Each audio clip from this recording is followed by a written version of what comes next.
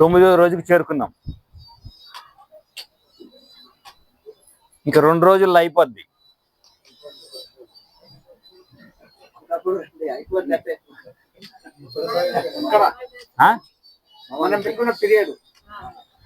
సరే,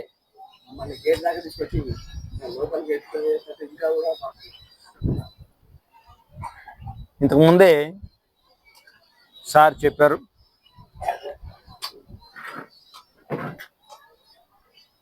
మోహన్ రెడ్డి గారు ఎప్పటి నుంచో సన్మార్గంలో ఉంటూ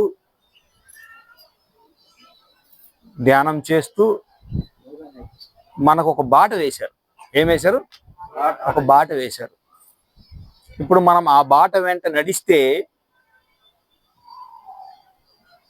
మనకు కూడా ఆ లక్షణాలు వచ్చి ఆ గుణాలు మనలో కూడా మార్పు చెందుతాం. ఓకే, సో సారు పత్తి సార్ గురించి చెప్పారు కాబట్టి ఇంట్లోకి ప్రవేశించే ముందే ఇంట్లో వాళ్ళని గ్రహించే వాళ్ళు పత్రి సార్. అంటే బయట చెప్పులు ఎలా పెట్టారో చూస్తే లోపల ఉండేవాళ్ళు ఎలా అని అర్థమైపోద్ది. ఇంట్లోకి ప్రవేశించిన అవసరం లేదు. ఒక మనిషిని ఇలా చూస్తే పత్రి సారు A to Z మొత్తం తెలిసిపోయేటివి. వాళ్ళకి తెలియంది కూడా ఏంటి, ఆ మనిషికి తెలియంది కూడా సారు చెప్పేసేవాళ్ళు. ఎక్కడ అవసరమో, ఎంత అవసరమో, ఎప్పుడు అవసరమో అంతే. ఎక్కువ ఉండదు, తక్కువ ఉండదు, అసందర్భం ఉండదు. జాతకం చూపిస్తాను అది చెప్పరు, మళ్ళీ దెబ్బలు పడతాయి. ఈ జాతకాలు పనిచేయవు. మనకు ఏది అవసరమో, ఆత్మజ్ఞానంలో మనం ఏ లెవెల్లో ఉన్నామో ఇంకొక మెట్టు ఏందో అది మాత్రం నేర్పిస్తారు. ఓకే, సో మనము ఈరోజు ఒక పాఠం నేర్చుకుందాం. ఈ సెంటరే కాదు, మనం ఎక్కడికి వెళ్ళినా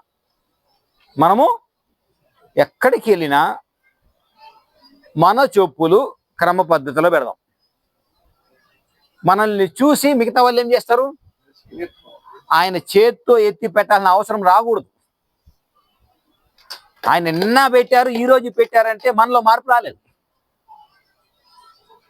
మార్పు ఎలా వస్తుంది? ఆచరించినప్పుడు. మాకు సారు ఏం చెప్పారంటే, మేము వచ్చింది చాలా లేట్గా వచ్చాము. మాకన్నా ముందు పత్రి సార్లో దుర్వాసుని చూసిన వాళ్ళు ఉన్నారు. మామూలు దగ్గరికి వెళ్ళాలంటే భయపడేవాళ్ళు. ఎంత పెద్ద మీటింగ్ జరిగినా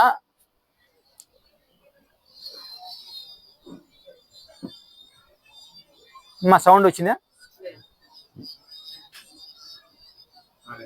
ఆ మారు ఉండాలి. ఏంట ఒక్క రవ్వ సౌండ్ రాకూడదు. మీరు ఎంత పని చేశారు ఈ భూమి మీద లెక్కలేదండి, ఎంత కరెక్ట్గా చేశారు, ఇది కరెక్ట్. ఏం చేస్తారు?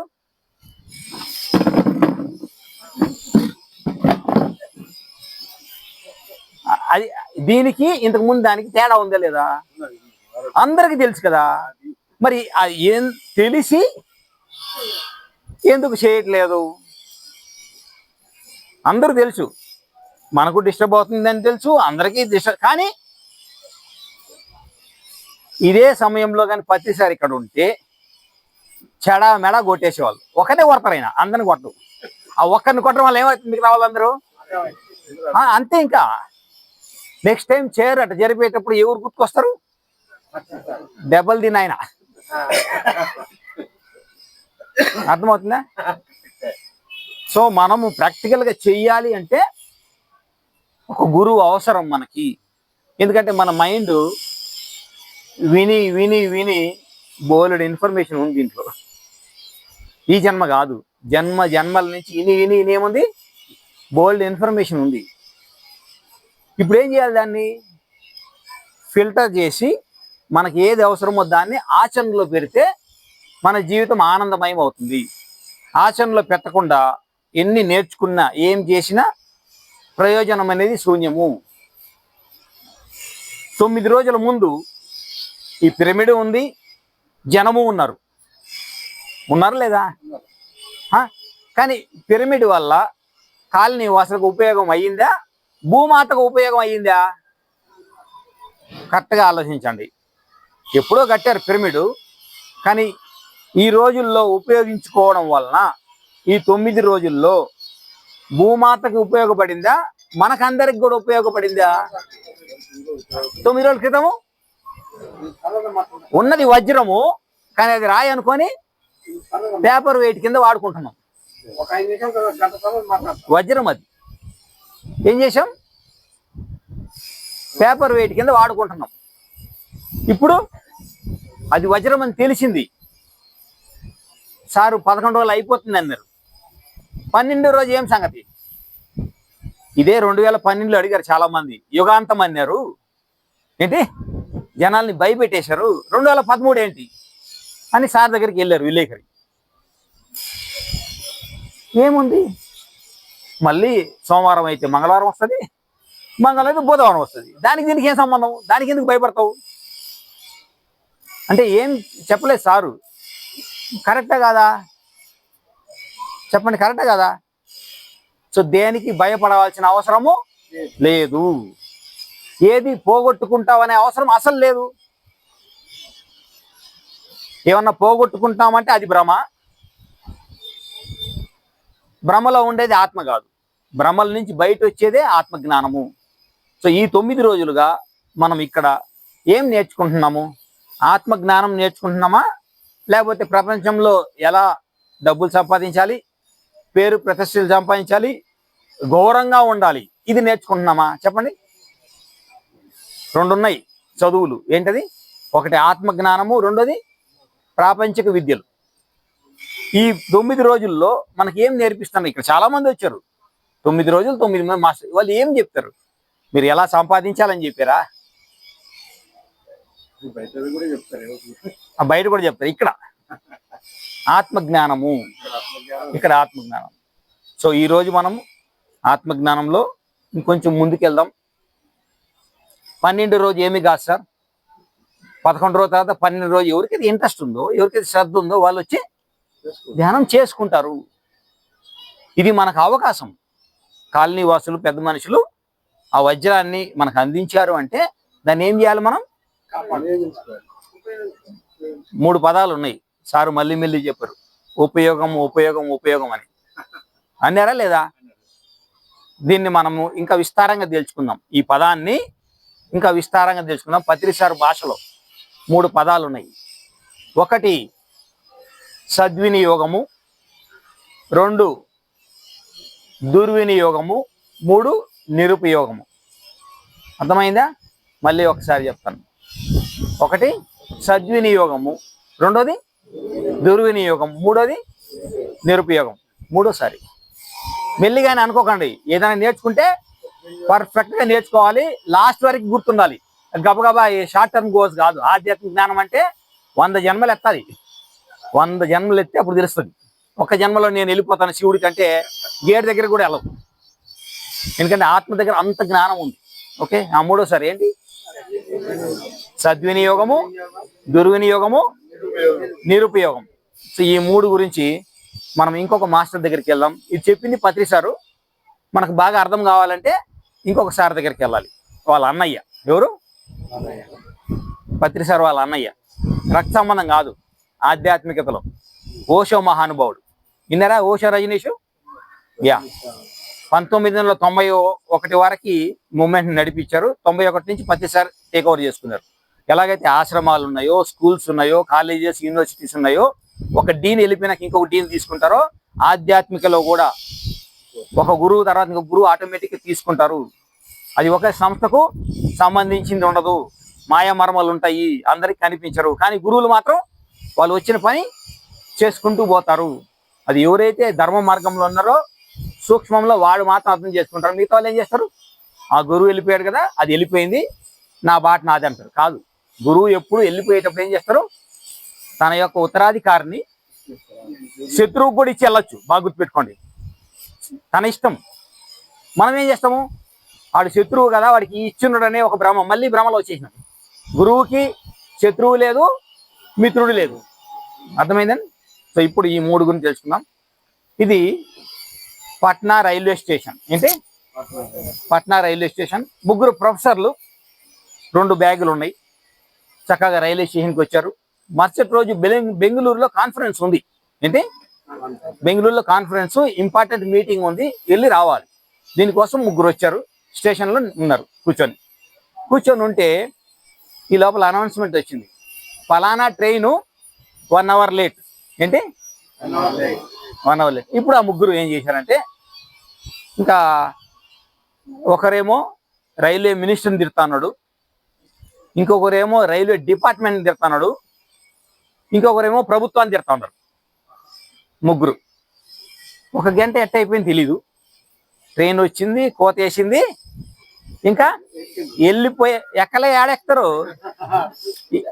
మనము అటెన్షన్లో లేకపోతే మన కళ్ళెంబటే లక్ష్మీదేవి వెళ్ళిపోతుంది, పార్వతీదేవి వెళ్ళిపోతాయి, అదృష్టం వెళ్ళిపోతుంది. కానీ మనము అటెన్షన్ లేదు. అక్కడ ధ్యానం నేర్పించేది అటెన్షన్. ఎప్పుడు ఏం చేయాలో తెలియజేస్తుంది ధ్యానము. కృష్ణుడు వచ్చాడు, వెళ్ళాడు, ఎంతమంది ముక్తి పొందారు? పొందాలి కదా, నలుగురన్నా పొందాలి కదా. ఎందుకు పొందలేదు? వాళ్ళ బిజినెస్లో వాళ్ళు బిజీగా ఉన్నారు. పాండవులు వాళ్ళ బిజినెస్, కౌరవులు వాళ్ళ బిజినెస్ ఉన్నారు. కృష్ణుని పట్టుకుందామని లేదు. అర్థమైందా మీకు? ఇప్పుడు కూడా జరుగుతా ఉంది, చాలా మహాభారతం జరుగుతుంది. ఎవరు బిజినెస్ వాళ్ళు సర్దుకుంటున్నారు. అంతేగాని నేను కృష్ణుడు కావాలి అనే ధ్యాస లేదు. ధ్యాస ఉంటే వాళ్ళు ముక్తికి మార్గానికి వెళ్తారు. ధ్యాస లేనివాడు ఈ ప్రపంచంలోనే ఈ బ్రహ్మల్లో కొట్టుకుని పోతాడు. ఓకే, అర్థమైందండి? సో ఇప్పుడు వచ్చింది ట్రైను, అక్కడ ఆగింది, కోత వేసాడు, అనౌన్స్మెంట్ కూడా అయింది. కానీ వీళ్ళ చెవులు పని చేయట్లేదు. ఏం చెవులు పని చేస్తున్నాయి? వాడిని తిట్టడం, వీడిని తిట్టడం, 1 అవర్ లేట్ అయిపోయింది కదా అని ఆ విమర్శతోటి ముగ్గురు టైం పాస్ చేసుకుంటున్నారు. ఇంకా మామూలుగా మాటలు కాదు, ఇంకా ప్రొఫెసర్లు అంటే ఇంకా బాగా చదువుకున్నారు కదా, బాగా చేసుకుంటున్నారు. అప్పుడు ఏమైందంటే, వెళ్ళిపోతూ ఉంది. ఒక ఆయన చూశాడు బోర్డు, అరే ఇది మన ట్రైన్ కదా అన్నాడు. అది కదిలేసింది. అది ఏం చేశారు? ముగ్గురు పరిగెత్తారు, 2 బ్యాగులు వేసుకొని ముగ్గురు పరిగెత్తారు. జెండా కూడా ఊపేశాడు కదా. ఎలాగోనో వెళ్ళి ఇద్దరు ఎక్కారు, బ్యాగులు తీసుకొని, ఒకడు నిలిచిపోయినాడు. ముగ్గురు పరిగెత్తలేకపోయినారు, వయసు అయింది కదా. ఇద్దరు ఎక్కేసినారు, బ్యాగులు తీసుకొని, ఒకడు ఆగిపోయినాడు. సరే, ఆ పక్కన చూశారు కదా, స్వామీజీ వాళ్ళిద్దరు వెళ్ళారు కదా, మీరెందుకు పరిగెత్తారు? ఏదైనా పడితే మళ్ళీ ఆ చక్రాల కింద పడిపోతారు, ఎందుకు? అంత ముఖ్యమైనది ఏమి కాదు కదా అనేసి ఆయన్ని పట్టుకొని కూర్చొని పెట్టారు. ట్రైన్ వెళ్ళిపోయింది. ఈయన ఇప్పుడు దుఃఖంలో ఉన్నాడు. ఎవరు? ఎందుకు చెప్పండి? బాధ ఏంటి? వాళ్ళిద్దరు వెళ్ళిపోయారు, ఈయనేమో ఉండిపోయినాడు. ముగ్గురు ఫ్రెండ్స్. అసలు విషయం అది కాదు. వాళ్ళ దగ్గర టికెట్లు లేవు. ఏంటి ఏంటి వెళ్ళాల్సింది ఈయన, టికెట్ ఈయన, వాళ్ళిద్దరు పంపించేదానికి వచ్చినోళ్ళు. మనిషి ప్రస్తుతంలో లేకపోతే మాయ అనేది ఏం చేస్తుందంటే, ఫుట్బాల్ ఆడుకుంటుంది. 2 బ్యాగులు ఈయన, వెళ్ళాల్సింది ఈయన. ఇప్పుడు ఏమైంది? తారుమారు అయిందా లేదా? వాళ్ళిద్దరిని పట్టుకున్నారు. వాళ్ళిద్దరు ఏం చేస్తారు? అక్కడికి వెళ్ళి కాన్ఫరెన్స్ చెప్పండి ఈయన. అందుకే ఒక ఓషోని అర్థం చేసుకోవాలి అంటే మనం ఏం చేయాలి? ఓషో లెవెల్కి మన ధ్యానాన్ని, ఆత్మజ్ఞానాన్ని పెంచుకుంటే ఆయన అర్థమవుతారు. మీ ఇంటి పక్కనే ఉండొచ్చు ఓషో, మీకు ఆ దృష్టి పెట్టినంత వరకు మీకు అర్థం కాదు. మీ ఇంట్లోనే ఉండొచ్చు ఒక లక్ష్మీదేవి, కానీ మీకు ఆడవాళ్ళు ఏం చేస్తారులే వంటింటి అనుకుంటే, మనం అట్నే ఉంటాం, వాళ్ళు అట్నే ఉంటారు. ఎవరినైనా అర్థం చేసుకోవాలంటే ఏం చేయాలి? వాళ్ళని గమనించాలి, వాళ్ళ దగ్గర నుంచి సుగుణాలు నేర్చుకోవాలి. అప్పుడు మనకు సద్వినియోగం అనే పదానికి అర్థం తెలుస్తుంది. ఇప్పుడు ఆ ముగ్గురు బాగా చదువుకున్నారు ప్రాపంచికంగా, కానీ సమయము అనేది ఉపయోగించుకున్నారా అంటే సద్వినియోగం అయిందా, దురుపయోగం అయిందా, నిరుపయోగం అయిందా? దుర్వినియోగం అయింది. ఎందుకు? రైల్వే డిపార్ట్మెంట్ తిట్టారు. ఏంటి? రైల్వే మినిస్టర్ని తిట్టారు, ప్రభుత్వాన్ని తిట్టారు. వీళ్ళు ముగ్గురు కారణమా? దానికి కారణం కాదు. ఓకే. మరి 9 రోజులు క్లాస్ అయ్యింది కాబట్టి ఎవరి వాస్తవానికి ఎవరి సృష్టికర్తలు చెప్పండి. ఇప్పుడు నాకు దుఃఖం ఉంది అనుకోండి, నా దుఃఖానికి మీరు కారణమా, మా ఇంట్లో వాళ్ళు కారణమా, నేను కారణమా? అమ్మయ్యా. నేను హ్యాపీగా ఉన్నాను అనుకోండి, దానికి ఎవరు కారణము? అబ్బా, ఇంకా అయిపోయింది ఆత్మజ్ఞానం. ఇంకా 2 రోజుల క్లాస్ అవసరం లేదు సార్. ఇంత తెలిసి ఇంకేముంది? ఈ తెలియకనే కదా కొట్లాడుకునేది. ఇది తెలిసిపోతే ఇంకా 2 రోజులు అవసరం లేదు సార్. రేపు ఎల్లుండి బోనస్ క్లాసులు ఏంటి, మీరు అందరూ ఆత్మజ్ఞానులు అయిపోయారు. అర్థమైందండి? సో సమయం అనేది శక్తి, టైం పాస్ కోసం వచ్చాం భూమి మీదకి. మనం లాస్ట్ క్లాస్లో అనుకున్నాం ఏంటది, నీళ్లు ఒక శక్తి, దాహం వేసినప్పుడు తాగితే ఇంబ్యాలెన్స్ని బ్యాలెన్స్ చేసి ఆ దాహం అనేది తీరుస్తుంది. ఆకలి అయినప్పుడు ఆహారం తీసుకుంటే ఆ ఆకలి అనే దాన్ని దహించి వేసి ఆకలి పోతుంది, మనము హ్యాపీగా, అంటే అప్పుడు ఫుడ్ తీసుకుంటే అవుతుంది. ఓకే, జ్ఞానం లేదనుకోండి ఏం చేయాలి? శక్తి లోపించినట్టే కదా. మంచి మంచి పుస్తకాలు చదివి సత్సంగం చేస్తే ఏమవుతుంది? జ్ఞానం అనే శక్తి మనలో ప్రవేశిస్తుంది. దానివల్ల మనకు కొంచెము ఇంకా బాగా ప్రవర్తించగలం, అందరితో బాగా అండర్స్టాండ్ చేసుకోగలం. సో అన్నిటినీ మనము శక్తి రూపంలో చూసాం, దీన్ని కూడా చూసాం శక్తి రూపంలో. ఒక 80 కేజీలు ఇది భరిస్తుందంటే ఇది చైర్ రూపంలో ఉన్న శక్తి. సో ప్రతిదాన్ని మనం దేంతో చూడాలి? శక్తిలో చూడాలి. ఇప్పుడు సమయం అనేది ఉంది, సమయాన్ని ఏం చేయాలి? శక్తి రూపంలో చూడాలా, వేరే రకంగా చూడాలా? మంచిగా చూడాలి. మాట ఉంది, అది జస్ట్ వాక్కులా, అది కూడా శక్తి. వాక్కు అనేది శక్తి, జస్ట్ మాటలేనా? వాక్ శక్తి అంటాం. అంటే ఏంటి? శక్తి. ఒక మహానుభావుడు అంటాడు, కత్తి కన్నా పదునైనది వాక్కు. కత్తి నైనక ఎందుకు?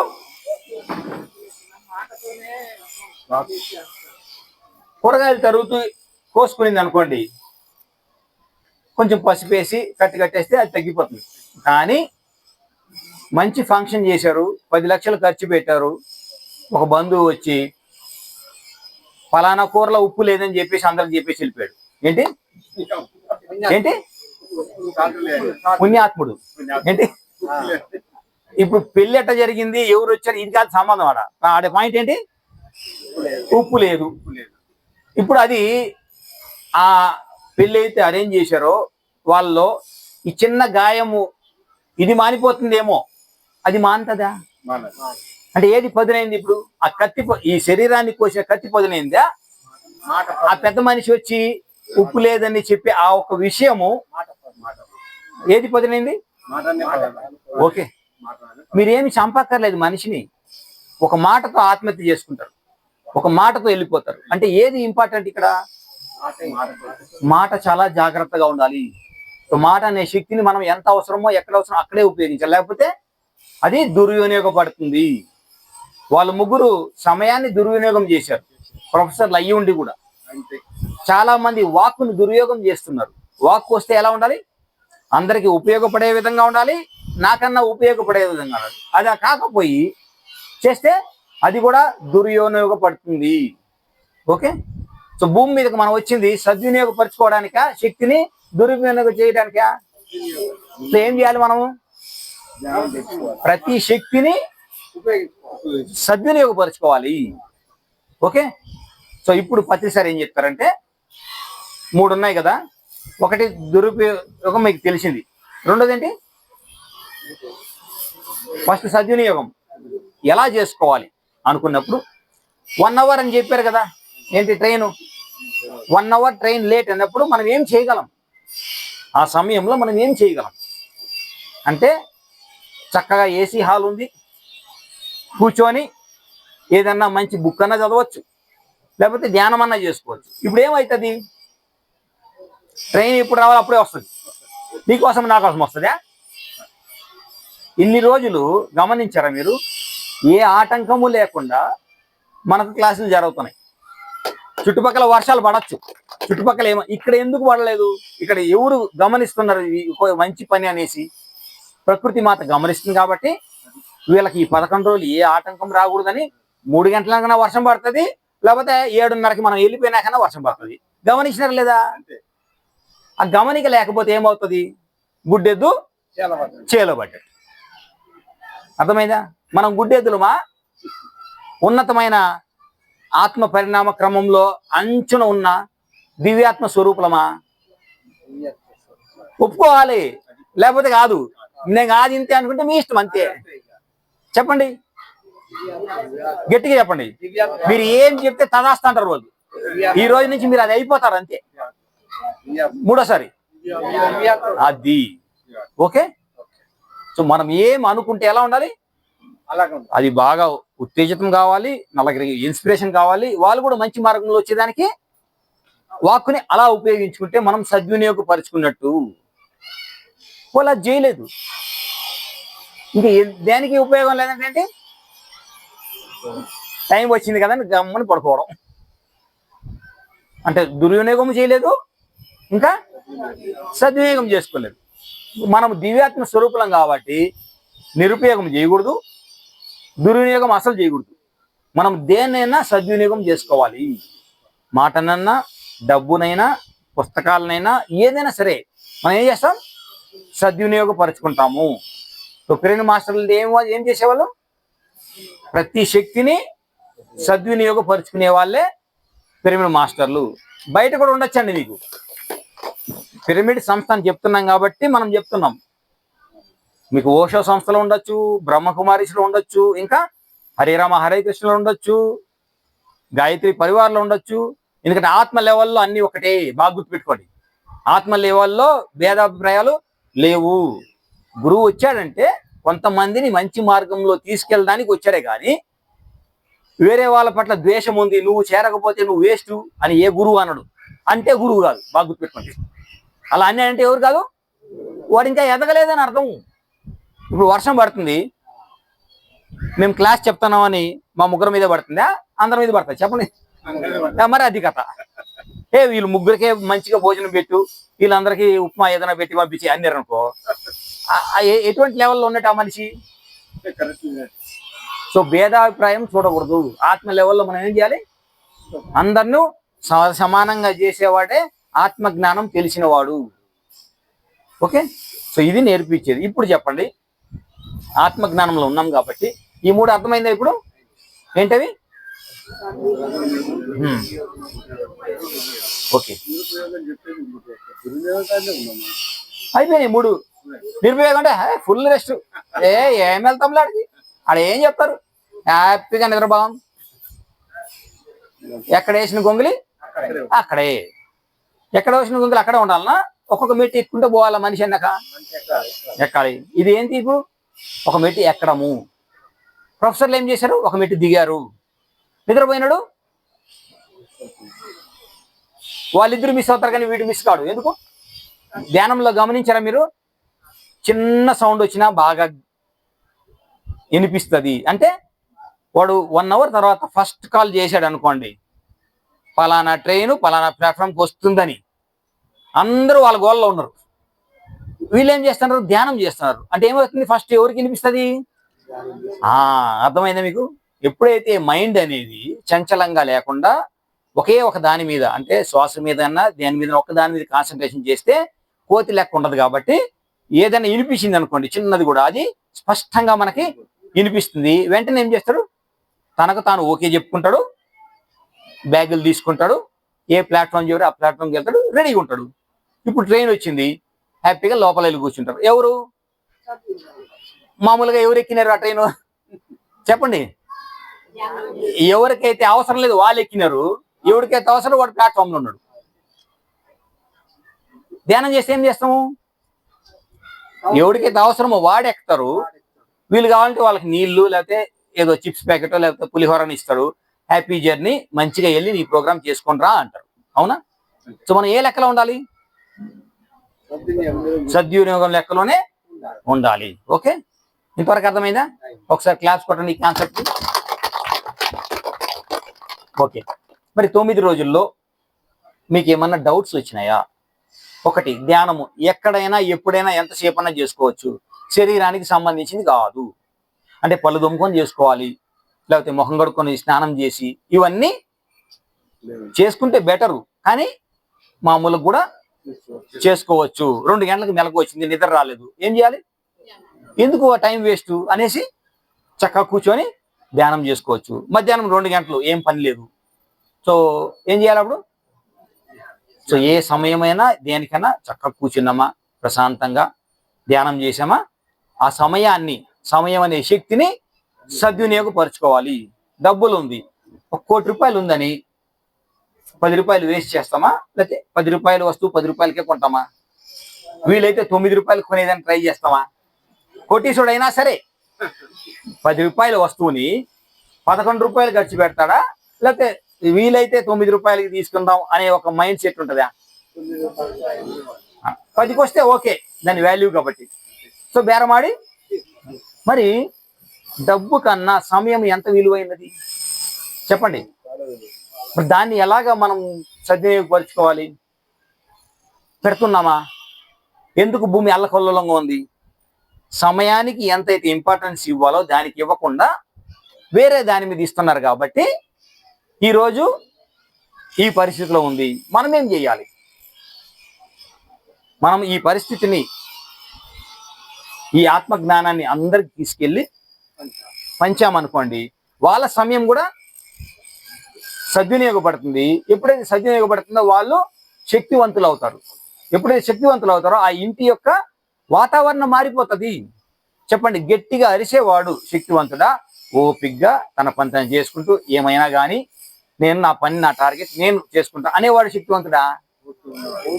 మనం ఏమనుకుంటాం, ఇక్కడ గట్టిగా అరిచాడు అనుకోండి, అందరూ ఎవరి దగ్గరికి వెళ్తారు? గట్టిగా అరిస్తే వాడు బాగా టాక్ పవర్ ఉన్నోడు. అవునా? అవునా కాదా? జనం ఎవరి దగ్గరికి వెళ్తారు చెప్పండి? టాక్ పవర్ బాగుండి అట్రాక్షన్ ఉంటే వాడి దగ్గరికి వెళ్తారు. ఓకే, రమణ మహర్షి ఎన్నిసార్లు మాట్లాడాడు చెప్పండి? రమణ మహర్షి మాట్లాడతాడా? ఒక పలక ఉంటుంది, ఒక బల్బ్ ఉంటుంది, లేదా ఒక పేపర్ ఉంటుంది, పెన్ ఉంటుంది. ఎవరు వెళ్ళినా తనకు అవసరమైతే ఏమన్నా అడిగితే దానికి ఆన్సర్ రాయిస్తారు, అంతేగాని మాటలే లేవు. ఇప్పుడు చెప్పండి, ఎవరు శక్తివంతులు? మైకులు పెట్టుకొని మాట్లాడే మాలాంటి వల్ల ఒక చోట కూర్చొని చక్కగా మౌనంలో తనలో తాను చేసుకుంటూ ఎవరికి కావాల్సిన సందేశం వాళ్ళకి ఇస్తూ వెళ్ళి ఆయన శక్తివంతుడా? చేయాలా? చేయాలి. సో వీలైనంత ఏం చేయాలి? మౌనంగా ఉండడం నేర్చుకోవాలి. వీలైనంత అనవసరమైన మాటలు మాట్లాడొద్దు. మాట్లాడితే ఎట్లుండాలి? ఉపయోగపడే విధంగా ఉండాలి. ఓకే, అయిపోయిందా 3? ఓకే, నెక్స్ట్ కాన్సెప్ట్ ఏంటంటే, ఇప్పుడు ఆత్మ భూమి మీదకి రావాలి అనుకోండి, ఆత్మకి ఏదైనా అవసరం కావాలనా, లేకపోతే దాని ఇష్టం వచ్చినట్టు వచ్చి వెళ్ళిపోవచ్చా? ఆత్మ ఈ భూమి మీదకి రావాలనుకునింది, సపోజ్ తన ఇష్టంగా తను వచ్చి వెళ్ళిపోవచ్చా? ఇక్కడ ఏమన్నా నియమ నిబంధనలు ఉన్నాయా? ఆత్మకు నువ్వు ప్రవేశం ఉంది, నీకు ప్రవేశం లేదు అని ఏదన్నా కట్టుబాట్లు ఉన్నాయా? లేదే, నేను ఆత్మ జ్ఞానం గురించి చెప్తున్నా.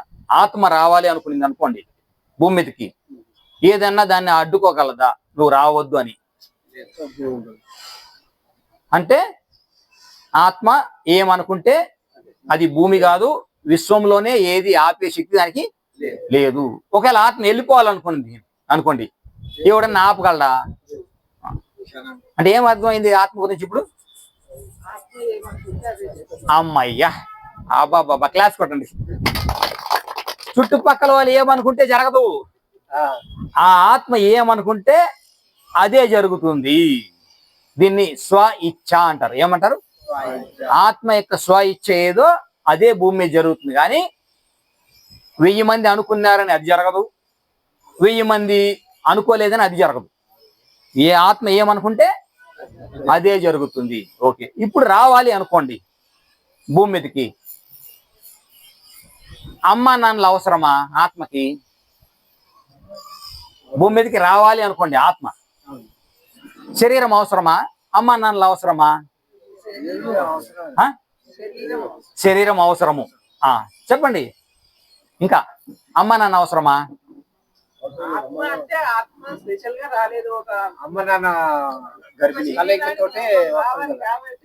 నేను జనరల్ గా అడతాను అందుకొని. అంతే.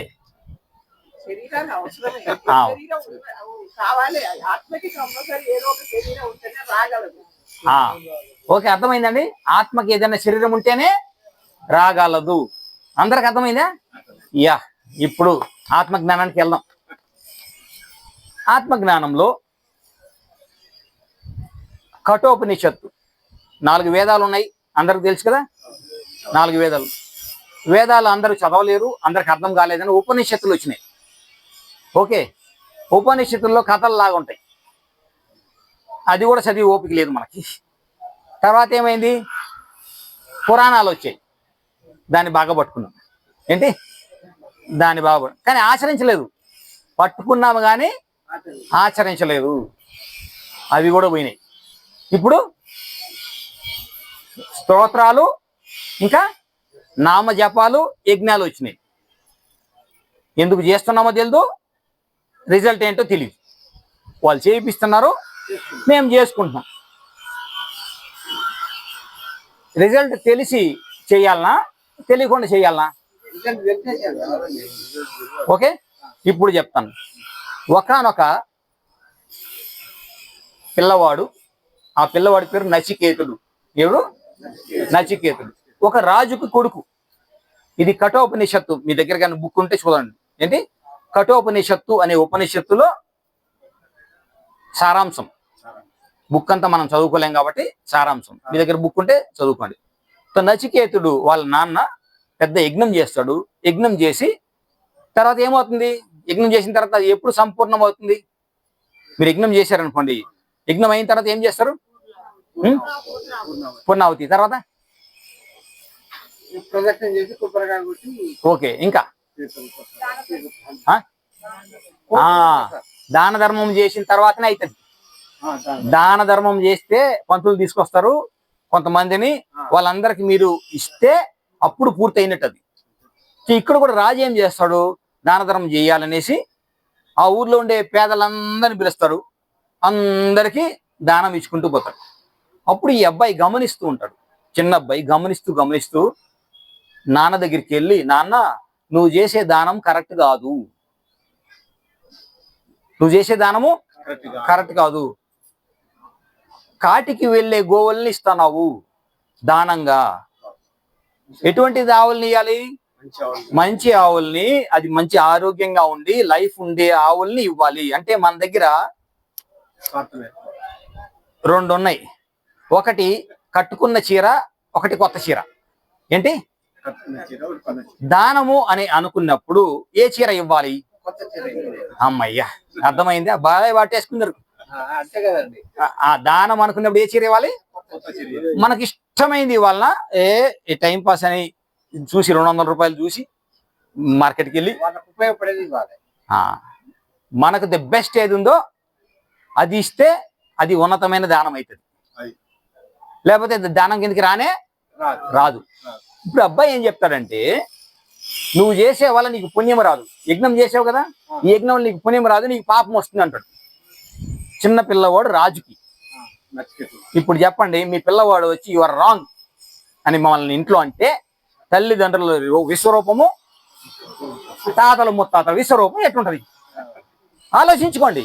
మనకే ఇట్టుంటే రాజుకి ఎట్లుంటది? మనల్ని క్వశ్చన్ చేస్తే మన ఇంట్లో పిల్లలు, ఆ ఇంట్లో ప్రశాంతత వాతావరణం ఉంటుందా? నీకేం తెలియదు, నోరు మూసుకోరా అంటామా? యథార్థం మాట్లాడండి, ఇంటికి వెళ్ళాక అదే అవుతుంది అంటాం కదా. మరి రాజు ఏమంటాడు? నీకేం తెలీదు, ఇది ఇంతే అనేసి అంటాడు. చూస్తాడు, మరికొన్ని ఆవులను దానం చేస్తున్నాడు. ఆ పిల్లవాడి యొక్క మనసు, ఆ హృదయం అనేది చెల్లించిపోతుంది.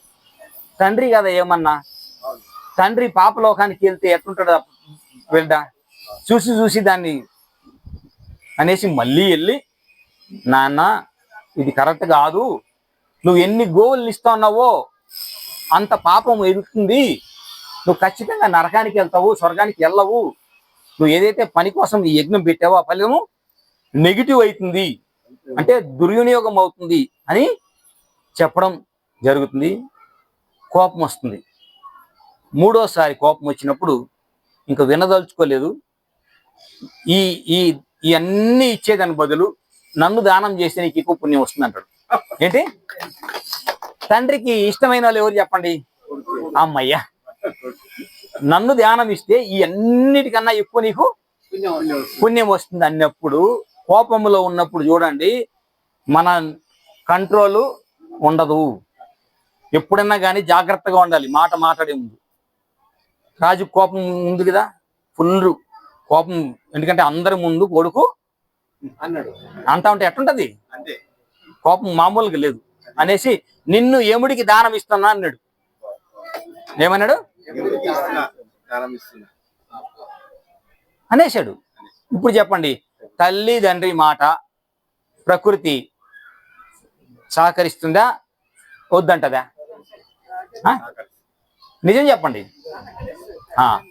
అంటే మన పిల్లలు ఎటువంటి పరిస్థితుల్లో ఉన్నా వాళ్ళ ప్రస్తుత పరిస్థితులు గమనించి మనము వాళ్ళ హృదయాలు, చిన్న చిన్న పసిపిల్లలు వాళ్ళ హృదయాలు నొప్పించే విధంగా మాట్లాడాలనా, లేకపోతే అక్కడ కరెక్షన్ చేసుకొని నీకు ఉద్యోగం వస్తుందిరా, నువ్వు ఇంటర్వ్యూలో పాస్ అవుతావురా, 10 మార్కులు తక్కువైతే ఏముంది, ఈసారి పాస్ అవ్వు అనే మాటలు అక్కడ సరిదిద్దుకోవాలన్నా, నువ్వు వేస్ట్, పక్కనోడికి 90 మార్కులు వచ్చింది, వాడు యుఎస్ఏ వెళ్ళిపోతాడు, వీడికి మంచి ఉద్యోగం వచ్చేసింది, వాడికి 10 lakh ప్యాకేజ్, నువ్వు వేస్ట్ అని తల్లిదండ్రులు అనాలనా? మాట మీద ఎక్కడుంది ధ్యాస? అంటే వాడు, మన పిల్లలు దిగజారడానికి, వాళ్ళు రాత రాయడానికి ఎవరు కారణం అవుతున్నారు? ఈ రోజు ఎవరు బాగా దుఃఖంలో ఉన్నారు? పేరెంట్సా పిల్లలా? ఎందుకు? ఎందుకు క్రమశిక్షణ మాట, మనం ఈ ఆలోచించకుండా ప్రతి మాట బాణం లాగా గుచ్చుకుంటది. వాడు అన్ని చదువు ఉంటాడు, మన మాట ప్రభావం వల్ల ఏం చేస్తాడు, అక్కడికి వెళ్ళి మర్చిపోతాడు. ఇంటర్వ్యూ కొట్టాలనే వెళ్ళాడు, కానీ ఏమన్నావు వెళ్ళే లోపల, 10 చూసినవరా, నీ వల్ల ఏం కాదు, పక్కనోడు చూడంటావు. ఇప్పుడు వాడు బండి తీసుకొని కాన్ఫిడెంట్ గా వెళ్తాడా, సగం చచ్చిన వాడు లాగా వెళ్తాడా? అప్పుడు సక్సెస్ అవుతాడా? సో ఎవరు కారణం ఇక్కడ? ఇప్పుడు మనం మాట ఎవరు మార్చుకోవాలి? మార్చుకోవాలని వద్దా? ప్రతి మాట మాట్లాడే ముందు పిల్లల యొక్క భవిష్యత్తుని చూసుకొని 5 నిమిషాలు తక్కువైనా పర్లేదు, నీకు ఖచ్చితంగా ఈ సీట్ వస్తుందిరా, 10 మార్కులు నీకు ఖచ్చితంగా వస్తుంది. ఒకవేళ పక్కింటి పిల్లడో వచ్చాడు, అంకుల్ మీరంటే మాకు చాలా ఆదర్శము, నన్ను ఆశీర్వదించండి, నేను మంచిగా చదువుకున్నాను, మంచిగా రాయాలని అన్నప్పుడు, పక్కింటి పిల్లోడని కదా, మనవాడు కూడా కాంపిటీషన్ వస్తుంది అనేసి మనసు లోపల వీడికి రాకూడదు, ఆడు పాస్ అవ్వాలి అనుకోకూడదు. మన దగ్గరికి ఎవరు వచ్చినా ఏం చేయాలి? బాగా చదువు, మంచిగా రాయి, మంచిగా ఎల్లు, మాట ఎప్పుడు నా వాళ్ళు మా వాళ్ళు అనకూడదు. ఇదంతా మన వాళ్ళు అనే విధంగా వాక్కు రావాలి. అర్థమైందని? సో ఇప్పుడు ఏమైంది, యముడికి దానం ఇమ్మన్నాడు, యజ్ఞం అయిపోయింది, అంత వెళ్ళిపోయినారు. ఇప్పుడు ఆ పిల్లవాడు మాట ఇచ్చాడు కదా, కాబట్టి సరాసరి యమలోకానికి వెళ్ళిపోతాడు. చూడండి, ఇప్పుడు అనుకున్నాము ఆత్మ రావడానికి ఏమైనా ఇబ్బంది ఉందా? అడ్డు లేదు. వెళ్ళిపోవడానికి వెళ్ళిపోయినాడు. వెళ్ళిపోయి యమలోకానికి వెళ్తాడు. యముడు ఉన్నాడు, అందరూ ఉంటారు కదా, సినిమాలు చూసారు, సీరియల్ చక్కగా. ఇతను వెళ్ళిన సమయానికి అక్కడ యముడు ఫారిన్ టూర్లో ఉన్నాడు. ఏంటి మరి యముడికి ఎన్ని లోకాలు ఉన్నాయో? ఒకటే చూడండి, ఏమన్నా గ్యారెంటీ ఉందా? సరే చూసి వచ్చిన వాళ్ళు ఉన్నారా?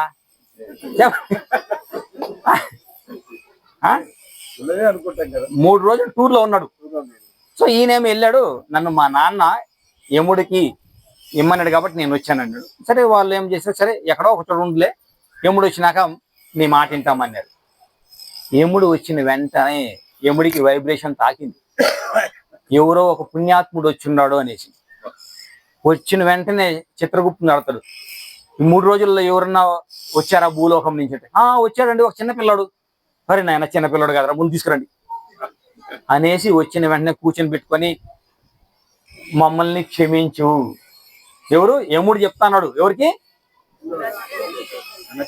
3 రోజులు నీకు సరి అయిన ఆతిథ్యం ఇవ్వలేదు మా వాళ్ళు, వాళ్ళ తరపున నేను నీకు క్షమాపణ చెప్తున్నాను. అంటే ఇప్పుడు చిన్న పిల్లవాడిని చూస్తున్నాడు యముడు, ఆ చిన్న పిల్లవాడిలో ఉన్న వృద్ధ ఆత్మను చూస్తున్నాడా? మరి పనులకు అది లేదు, కానీ ఆ యముడికి ఆ దృష్టి ఉంది కాబట్టి ఆ చిన్న పిల్లవాడిలో ఉన్న ఆత్మను చూస్తా ఉన్నాడు. మనం చిన్నపిల్లలు ఏం చూడాలి?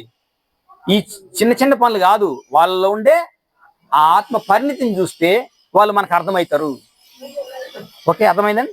సో అప్పుడు ఏమైందంటే అక్కడ 3 రోజులు మీరు వెయిట్ చేశారు కాబట్టి 3 వరాలు ఇస్తున్నాను అనేసి వరం ఇస్తాడు. ఏమంటే నువ్వు ఎంత కాలం ఉండాలనుకున్నా అంతకాలం భూమి మీద ఉండొచ్చు, నీకు మరణము ఉండదు. నీకు కావాలన్నప్పుడు నువ్వు రావచ్చు నీ ఇష్టం ప్రకారం, అంతేగాని నీకు యమపాసం నీ మీద పడదు, నువ్వు ఉంటావు అంటాడు. సరే, రెండోది ఏంటంటే నువ్వు అడుగు అంటాడు. అప్పుడే అబ్బాయి అడుగుతాడు, మా నాన్న నన్ను పంపించాడు కోపంలో, ఏంటి కానీ పంపించిన తర్వాత నన్ను అక్కడ చూసుకో అంటాడు. నేను ఉండను, లేక పుట్టిన వాడిని, ఇప్పుడు వంశానికి వంశోద్ధారకుడు లేదు. అప్పుడు పశ్చాత్తాపం వస్తుంది, కృషించిపోతాడు. చూడండి, తప్పు జరిగినప్పుడు ఆలోచించాం మనం, అందరిని తిడతాం, అన్నదమ్ములను తిడతాం, అందరిని తిడతాం, కానీ మన సోయ వచ్చినప్పుడు ఎందుకురా బాధ పెట్టాను, ఎందుకంటే మాటలు ఇస్తే తిరిగి తీసుకోలేం కదా, అప్పుడు ఆలోచిస్తాం. అదేలాగా తండ్రి కూడా ఆలోచిస్తాడు కదా. అదేదో కోపంలో కొడుకుని ఇచ్చేసాం, కానీ ఎన్నో చేస్తే కొడుకు వచ్చాడు, ఇప్పుడు కోపంలో కొడుకుని ఇచ్చేసాను, ఇప్పుడేంటి నా కథ? కాబట్టి ఆ నచికేతుడు ఏమంటాడంటే అది ఏదైతే జరిగిందో సన్నివేశం, అది మా నాన్నకి గుర్తుండకూడదు, మర్చిపోవాలి. నన్ను శపించాడు అని అనుకున్నాడు కదా, గిల్ట్ ఫీలింగ్ ఉంది కదా తండ్రికి, అది ఉండకూడదు. చూసారా, అంటే కొడుకు ఎంత స్థితిలో ఉన్నాడో. మూడోది ఎందుకంటే తిరిగి పంపించేస్తామన్నాడు. తిరిగి పంపించేస్తానంటే ఇంకా ఆయువు పూర్తి కాలేదని అర్థం. ఓకే, మూడోది నాకు ఆత్మ జ్ఞానం గురించి కావాలి అంటాడు. ఏంటి?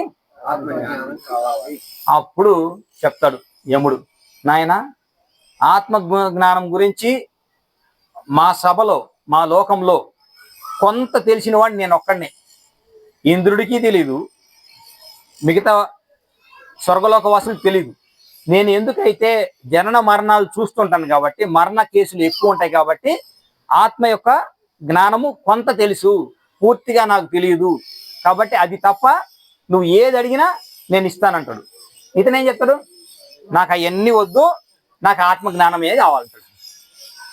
అది నా దగ్గర లేదు, కొంచెమే చెప్పు. ఏంటి? కొంచెమే చెప్పు, కానీ నాకు అంటే నీకు అష్ట ఐశ్వర్యాలు ఇస్తాను, మొత్తం భూమండలానికి నీకు అధిపత్యం చేస్తాను, నువ్వు ఎంతకాలం అని అవన్నీ నాకు వద్దు అంటాడు. అవన్నీ నాకు వద్దు, నాకు కావాల్సింది ఏంటి? ఆత్మ జ్ఞానము. ఇంకా చివరికి చెప్తాడు, ఆత్మయ అంటే ఏదైనా చిన్న వస్తువు తీసుకున్నారనుకోండి, దానికన్నా చిన్నది. ఏంటి? ఏదైనా పెద్దది తీసుకున్నారనుకోండి, దానికన్నా పెద్దది. దానికి రూపము లేదు, దాన్ని కట్టే శక్తి ఎవరికి లేదు, నాకు ఇంతవరకే తెలుసు. ఏంటి? నాకు ఇంతవరకే తెలుసు అంటే యముడికి కూడా ఆత్మ గురించి పూర్తి అవగాహన లేదు, కానీ ఆ అబ్బాయికి యముడికైనా ఎక్కువ అవగాహన ఉంది కాబట్టి దాన్నే కోరాడు. అర్థమైందండి? ఇప్పుడు మరి ఆత్మ గురించి ఇంకొక పిల్లవాడు చెప్తాడు. ఇప్పుడు బాగా గుర్తుపెట్టుకోండి, మనం చూసుకున్న సబ్జెక్ట్. ఈ స్తంభములో హరి ఉన్నాడా అంటాడు. ఎవరు? తండ్రి. ఏమన్నాడు? హరి ఉండాడా అంటాడు. అప్పుడు ఏమంటాడు? అందుగలడు ఎందు లేడని సందేహములుడు, ఎందెందు వెడికినా అందందు గలడు చక్రధరి అని చెప్తారు కదా. ఆ చిన్న పిల్లవాడు ఎవరా పిల్లడు? ప్రహ్లాదుడు. ఇప్పుడు చెప్పండి, దాన్ని కొట్టినప్పుడు అక్కడ లోపల నుంచి ఒక రూపం వస్తుందా రాదా? ఇప్పుడు అక్కడ తల్లిదండ్రులు ఎక్కడున్నారు? ఏమి ఆలోచించండి ఒకసారి. తల్లిదండ్రులు ఎక్కడున్నారు? ఆ శరీరం ఎక్కడి నుంచి వచ్చింది? సో తీసేయాలి. ఏంటి? శరీరం అవసరము. ఏంటి? ఆత్మకి తీసేయాలా వద్దా? లోకంలో అందరూ అనుకుంటున్నారు ఏమని? అది ఒక ప్రాసెస్. ఏంటి? శరీరం అనేది ఒక ప్రాసెస్. అమ్మాయి అబ్బాయి కలిస్తే బిడ్డ పుడతాను, ఇది ఒక ప్రాసెస్.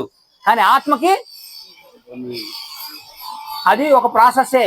కానీ అది అనుకుంటే అది లేకుండా కూడా వస్తుంది, ఉన్నా వస్తుంది, లేకుండా. అంటే దానికి పరిమితి ఉందా? పరిమితి లేదా? మనసుకు పరిమితి ఉంది కానీ ఆత్మకు పరిమితి లేదు. అర్థమైందండి? మరి మనసు యొక్క పరిమితి, ఆత్మ యొక్క పరిమితి, ఈ దృష్టి ఒకటేనా? పరస్పర విరుద్ధమైనటియా? మనసు యొక్క దృష్టి, ఆత్మ యొక్క దృష్టి సేమ, పరస్పర విరుద్ధమైనటియా? సేమ్ కాదు అమ్మయ్య, ఒకటైతే కాదు. ఓకే, ఇప్పుడు పరస్పర విరుద్ధమా? అంటే ఆపోజిటా? అట్లా కూడా కాదా? ఓకే, ఇప్పుడు బాగా గుర్తుపెట్టుకోండి. భూమి మీద అత్యంత అవసరమైనది ఏంటి చెప్పండి? భూమి మీద జీవించడానికి అత్యంత అవసరమైనది ఏంటి? ఆహారము. ఓకేనా? రెండోది గాలి. ఓకే, ఇంకా నీరు, ఇంకా పంచభూతాలు. Very good. ఇంకా ఆత్మశక్తి, ఇంకా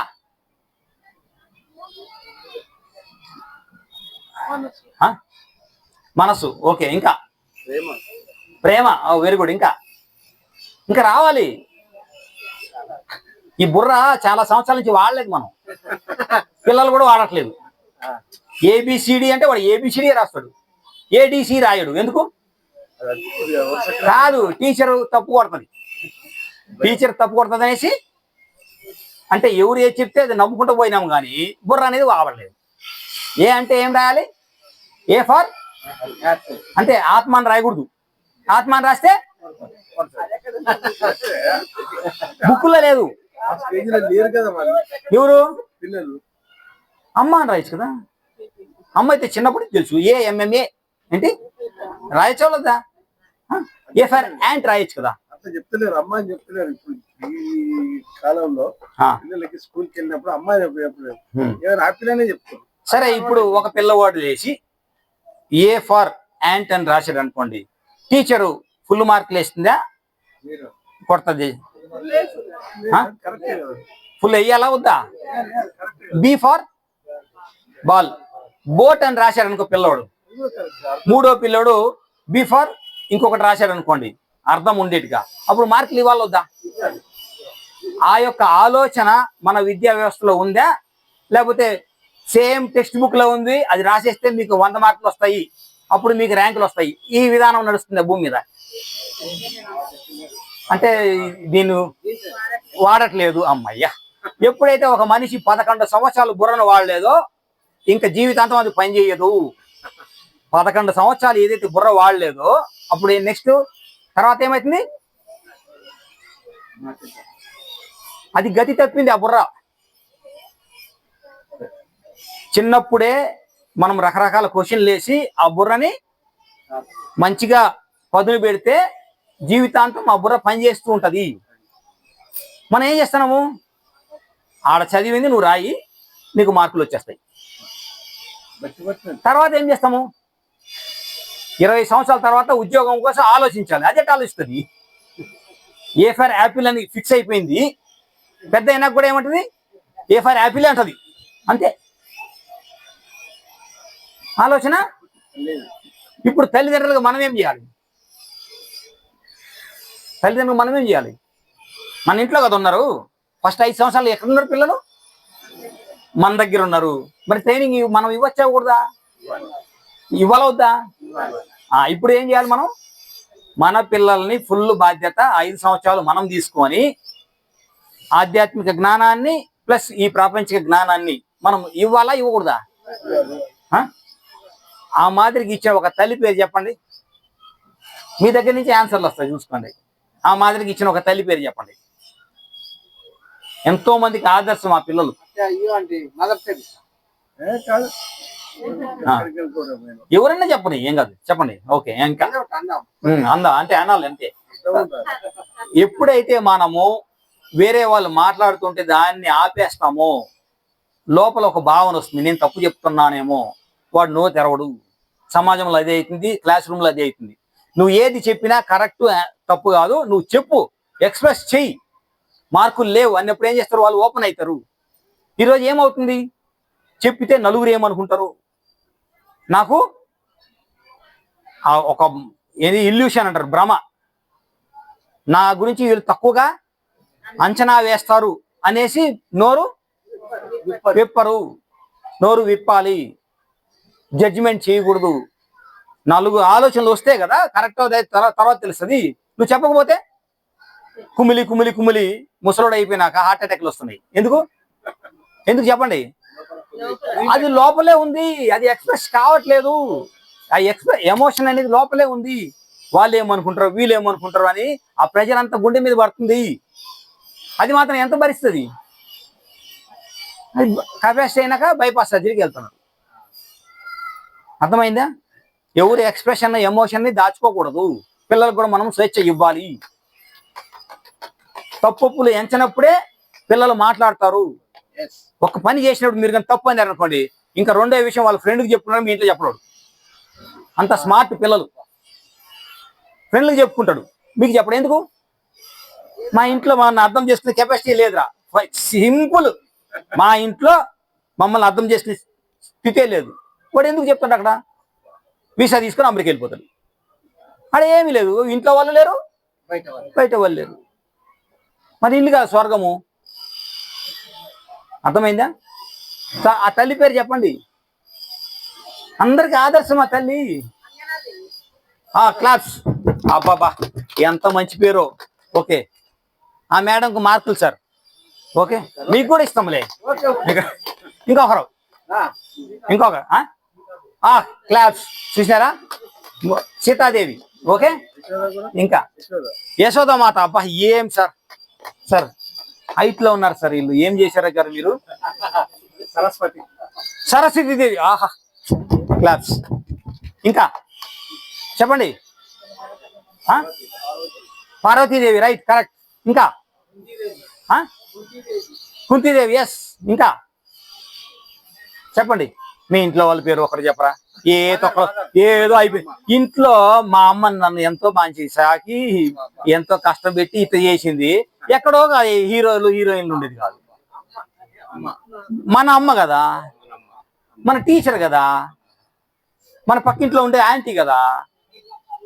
ఎక్కడున్నాడు దేవుడు? ఇంకా నాకు అర్థం కాదు. మీరందరూ చెప్పింది కరెక్టే. ప్రస్తుతము మనము దేని మీద ఆధారపడి ఉన్నాము? ఆ అమ్మ పేరు కావాలి నాకు. అమ్మయ్యా, భూమాత. మీకు అన్నీ ఉన్నాయి. ఏంది? ఆత్మశక్తి ఉంది, ఇంకేం సార్, ఏంది, గాలి ఉంది, ఇంకా నీరు ఉంది, అన్ని ఉన్నాయి. భూమి లేదు. ఏం చేస్తారు చెప్పండి? ఆ ఆత్మ ఏ శరీరం తీసుకుని ఎట్టొస్తుంది? అర్థమైందా మీకు? అన్నీ ఉన్నాయి మీ దగ్గర. బంగళాలు ఉన్నాయి, నగలు ఉన్నాయి, శ్వాసం అన్నీ ఉన్నాయి, కానీ భూమాత లేదు. ఇప్పుడు చెప్పండి, అవన్నీ పనికొస్తాయా?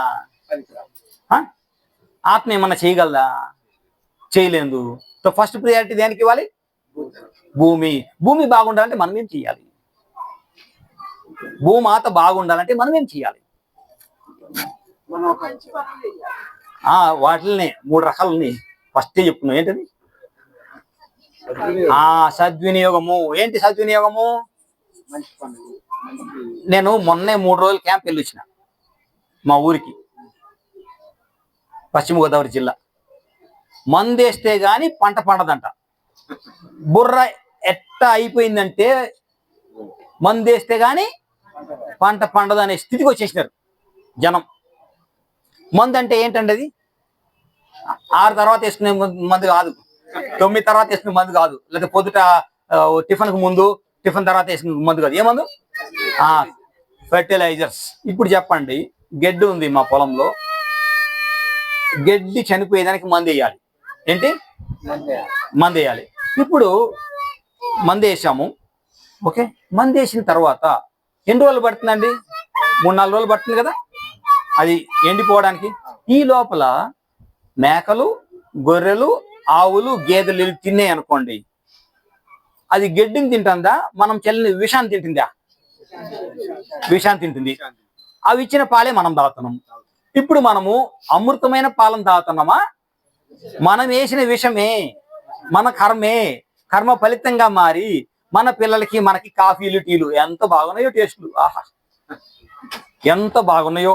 ఏది విషం వేసి మందు కొట్టి భూమాతని కలుషితం చేసి ఆహారమే మనం తీసుకుంటూ ఏం చేస్తున్నాము? ఇది కదా జీవితం అంటే. ఇంకా 4 డబ్బులు వస్తాయి కదా, లీటర్గా 5 రూపాయలు వేస్తే ఏమవుతుంది చెప్పండి? ఏమవుతుంది? గల్లా పెట్టి మరి హాస్పిటల్ ఎందుకు పెరుగుతున్నాయి? ఈడ 5 రూపాయలు చూస్తున్నావు, రోజుకు 1,00,000 రూపాయలు ఐసీయూలో పెడతావు. ఏది బుద్ధిమంతుడి లక్షణము? ఈడ 5 రూపాయలు చూడొద్దు, వ్యవసాయము సహజంగా చెయ్యి, ఏ మందులు వేయకుండా. ఆవులు బాగుంటాయి, మేకలు బాగుంటాయి, అవి ఇచ్చే పాలు కూడా అమృతం అవుతుంది, నువ్వు హాస్పిటల్కి వెళ్ళాల్సిన అవసరం లేదు. ఇప్పుడు అర్థమైందా? వ్యవసాయ శాస్త్రం అనే దాంట్లో మనము ఏది పాటిస్తున్నాము? శాస్త్రీయంగా పాటిస్తున్నామా, డబ్బుల కోసమే పాటిస్తున్నామా? అర్థమైందా? సో ఆ భూమాతను కాపాడాలంటే మనం ఏం చేయాలి? ఇప్పుడు ఇంతకుముందు విద్యా విధానం చూసినాం, అంటే పిల్లల్లో ఏం చేయాలి? ఆలోచన విధానాన్ని పెంచాలి. ఇప్పుడు వ్యవసాయంలో ఏం చేయాలి? వాళ్ళని ఎడ్యుకేట్ చేయాలి. వాళ్ళకి తెలియదు. మనం ఎలా అయితే ఇమారైపోయినాం, వాళ్ళు కూడా లాభాలు లాభాలు లాభాలు అనుకుంటూ భూమాతని పంటల్ని విషం చేస్తున్నారు. కాబట్టి మనం వాళ్ళకి తెలియదు కదా. వాళ్ళకి తెలియని వాళ్ళు తప్పు పట్టచ్చండి? తప్పు పట్టకూడదు, వాళ్ళకి తెలియదు. కాబట్టి మనం తెలియజేయాల్సిన బాధ్యత మనది. నేను వెళ్ళి చెప్పిన, మా పొలంలో మందు పట్టొద్దు, ఎంత ఆదాయం వస్తే మాకు సంబంధం లేదు, కానీ గేదెలు బాగుండాలి, అవి బాగుండాలి, ఆ పాలు తాగే వాళ్ళు బాగుండాలి, నేను మందు వేయను అని చెప్పిన. You are stupid, you are fool, నువ్వు పనికిరాని వాడు అన్నారు. అది బిరుదా లేకపోతే చేతకాంతనమా? చెప్పండి. ఊర్లో అందరూ ఏమంటారు? వేరే పొలాలన్నీ మంచిగా దుక్కు తిని మంచిగా నీళ్లు పెట్టి కలకల్లాడుతుంది. మన దాంట్లో మొత్తం గడ్డి ఉంది, దున్నడం లేదు, ఏమీ లేదు, అన్ని నేచురల్గా ఉన్నాయి.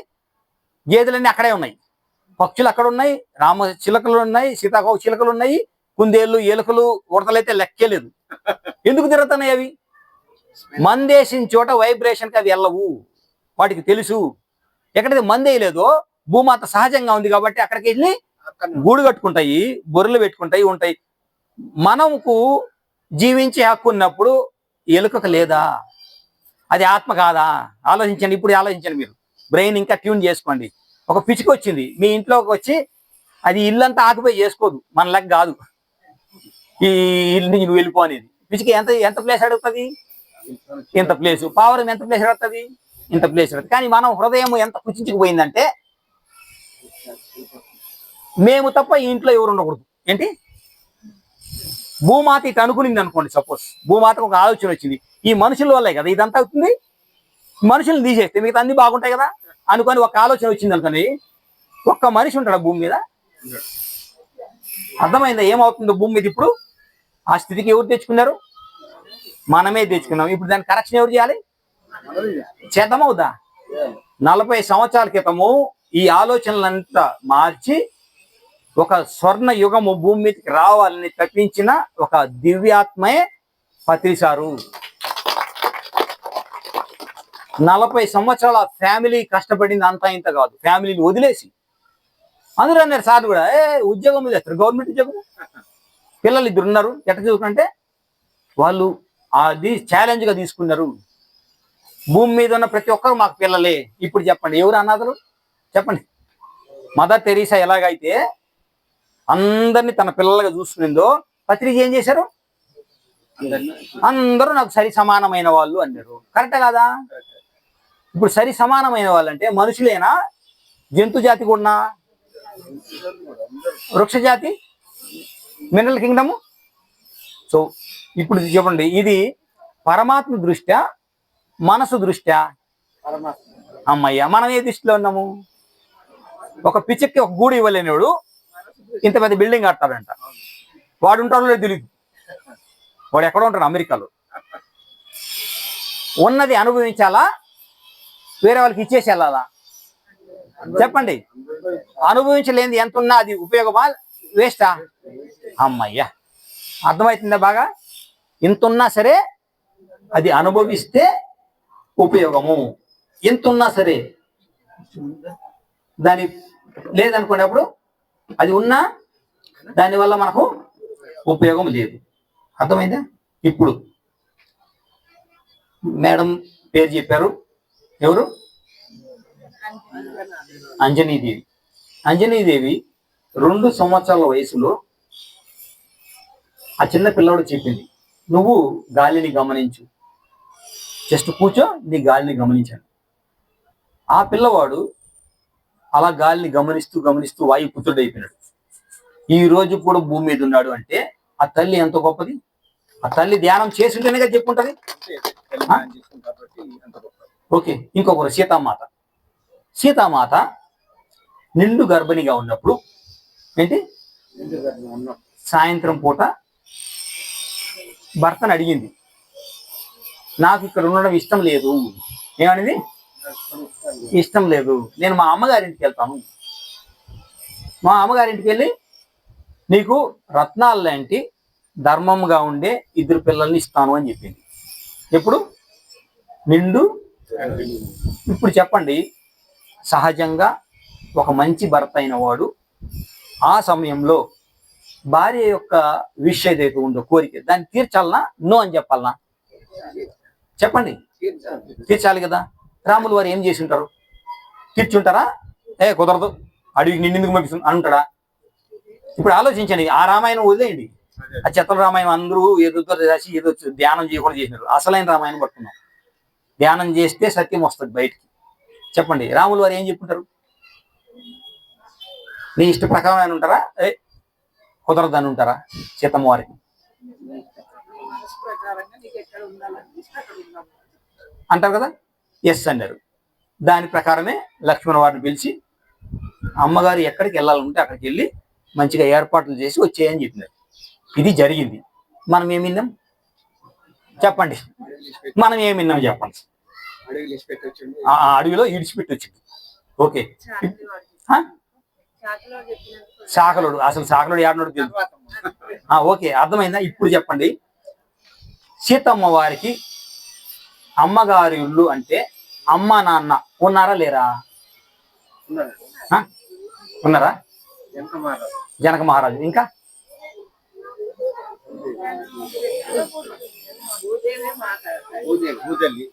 తల్లిదండ్రులు లేరు. సీతమ్మ వారికి తల్లిదండ్రులు లేరు. వాళ్ళు పెంచుకున్న వాళ్ళు, సీతమ్మ వారిని పెంచుకున్న వాళ్ళు వాళ్ళిద్దరు. భూమాతల నుంచి అలాగా ఉద్భవించింది ఆమె. ఇప్పుడు చెప్పండి, ఆయన స్తంభం నుంచి వచ్చారు, తల్లిదండ్రులు లేరు. ఈమె భూమి లోపల నుంచి వచ్చింది, తల్లిదండ్రులు లేరు. అర్థమైందమ్మా? అంటే ఆత్మకి ఇక్కడ రావాలనుకున్న ఈ పాప రూపంలో రావచ్చు. మనం కన్ఫ్యూజ్ అవుతాము. మీ అమ్మ ఎక్కడా, మీ నాన్న ఎక్కడా అని క్వశ్చన్లు మనసు వేస్తుంది, ఆత్మ ఏదు. ఎవరైనా మన పర్సనల్ విషయాలు మాట్లాడుతూ ఉంటే మనసు నుంచి వచ్చింది అది. పర్సనల్ విషయాలు ఎక్కువ మాట్లాడకూడదు. ఉపయోగపడే సత్యమైన వాక్కులే రావాలి. ఈ రోజు ఈ అమ్మా నాన్నలు, రేపు ఇంకొక అమ్మా నాన్నలు, దానికి ఏం సంబంధము? నువ్వు ఎందుకు వచ్చావు? ఏది అవసరము? నువ్వు ఎందుకు వచ్చావు? అదే అవసరము. అర్థమైందండి? ఇప్పుడు సీతమ్మ వారు తీసుకెళ్లారు. అక్కడ మంచిగా అక్కడ ప్రసవం అయింది, 2 పిల్లల్ని కన్నది. తర్వాత చక్కగా వాళ్ళకు విద్యాబుద్ధులు నేర్పించింది తానే.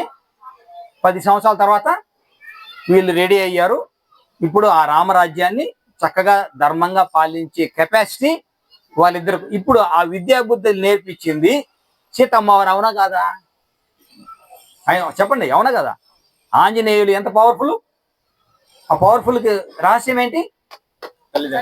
తల్లి ఆ 2 సంవత్సరాల్లో సరైన విధి ఇచ్చింది కాబట్టి హనుమంతుడు అంత శక్తివంతుడైనాడు. తర్వాత లవకుశులు వచ్చారు.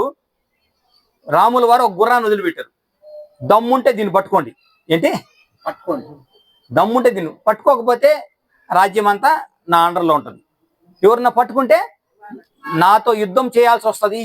ఏంటి అంటే అక్కడ ఏం రాజ్యం నడుస్తుంది? రామరాజ్యం. అంటే ధర్మానికి ప్రతీక. రాక్షసులు చనిపోయారు కదా, ఇప్పుడు అంతా ధర్మాత్ములు ఉన్నారు కాబట్టి అసురులు ఉండకూడదు అని గుర్రాన్ని వదిలేరు. అశ్వమేధ యాగం ఏంటి అంటే అంత భూమి అంతా కూడా రాక్షసులు ఉండకూడదు, మంచి వాళ్ళే ఉండాలని. కానీ అక్కడ ఏం రాశారు తెలిసిన, ధైర్యం ఉండేవాళ్ళు పట్టుకోండి అని. అది తప్పు అయిపోయింది. అది ఆశ్రమానికి వెళ్ళేసరికి చూసినారు వీళ్ళిద్దరు. ధైర్యము అంటే నాకన్నా ధైర్యవంతులు ఈ భూమి మీద ఉన్నారా? గుర్రాన్ని కట్టేశారు. ఇప్పుడు చెప్పండి, రాక్షసులు ధర్మం తప్పిన వాళ్ళు రాసింటే పర్లేదు, వాళ్ళు ఏం రాశారు అక్కడ? ధైర్యం ఉన్నవాడు పట్టుకున్నారు అన్నారు. వీళ్ళిద్దరికి లేచింది. వాళ్ళ వయసు ఎంత? 11 సంవత్సరాలు మాత్రమే. చూసుకోండి, అప్పటికే వాళ్ళకి అంత అన్ని విద్యలు తెలుసు, అన్ని పురాణాలు తెలుసు, ధర్మం కరెక్ట్ గా తెలుసు. దేంట్లో తక్కువ కాదు. ఒక తల్లి 10 సంవత్సరాలు కానీ కేటాయిస్తే పిల్లలు లవకుశుల్లాగా తయారవుతారు, హనుమంతుల్లాగా తయారవుతారు. మనకి ఎందుకు నమ్మకం లేదు మన మీద? టీచర్ కూడా ఒక తల్లే కదా, ఆమె కూడా ప్రాబ్లమ్స్ ఉంటాయి కదా. ఎందుకు మన భారాన్ని వాళ్ళకి వేసేస్తాము? సగం సగం భారం పంచుకోవాలి కదా. పంచుకోవాలే చెప్పండి. 5 సంవత్సరాలకు మనం సాగుతాము, మనకుండే జ్ఞానాన్ని పిల్లలకి ఇద్దాము. తర్వాత అక్కడికి వెళ్ళిన తర్వాత టీచర్ కూడా అక్కడ నేర్పిస్తారు.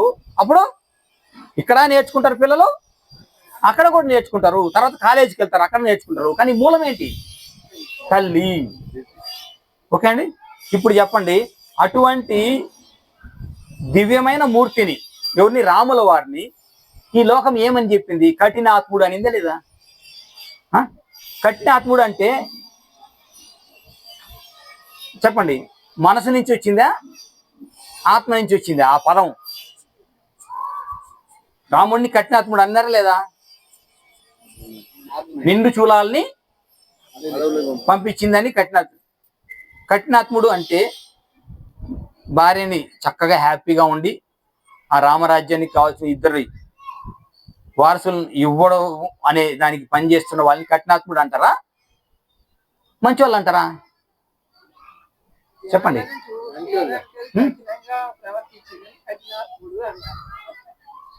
కఠినంగా ప్రవర్తించినందుకే మన మంచి మార్గాల్లో నడుచుకున్నారు. ఆయన కఠినంగా ఏం చేశాడు? నీ ఇష్టం అన్నాడు అంతే. మీకు అర్థమైందా? మీ ఇష్టం, నువ్వు ఎక్కడ ఉండాలనుకుంటే ఆడ ఉండొచ్చు అన్నాడు. కానీ నిన్ను అడవిలోనే ఉండమని చెప్పినాడా? అర్థమైందా? మీకు ఆలోచన వస్తుందా? ఇంకో కోణంలో ఆలోచించండి. ప్రతి దానికి రెండో కోణం ఉంటది. ఈ ప్రపంచం మనసు నుంచి చూపించే ఒక కోణం ఉంటే దానికి ఆపోజిట్ గా ఆత్మ నుంచి ఒక కోణం ఉంటది. ఒక మనిషి ఎప్పుడు కూడాను ఒక రకంగా ఉండడు. పరిస్థితుల అనుసారం వాడు మారుతూ ఉంటాడు. ఒక దొంగ ఎప్పుడు దొంగ కాదు, ఒక మంచోడు ఎప్పుడు మంచోడు కాదు. ఆ పరిస్థితులను బట్టి మనము మనిషిని అంటాము, మనిషిని అనద్దు. అది కర్మ సంబంధమైనది. కర్మ వాడి చేత ఆ పని చేయిస్తుంది. కానీ అది తెలియకుండా మనం ఏం చేస్తాం? మనిషిని దూషిస్తాము, సొసైటీని దూషిస్తాం కాదు. అందుకే ఎప్పుడు నోరు మూసుకొని ఉండాలి. ఇప్పుడు చెప్పండి, ఒక యుగ పురుషుణ్ణి ఆయన రాముణ్ణి కఠినాత్ముడు అన్నారంటే ఆ పదాలు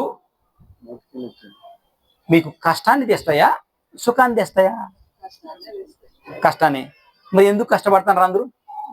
సీతమ్మ వారిని తీసుకొని ఇంకేదో మాట్లాడతారు, ద్రౌపదిని తీసుకొని ఇంకేదో మాట్లాడతారు, రాముని తీసుకొని ఇంకేదో మాట్లాడతారు.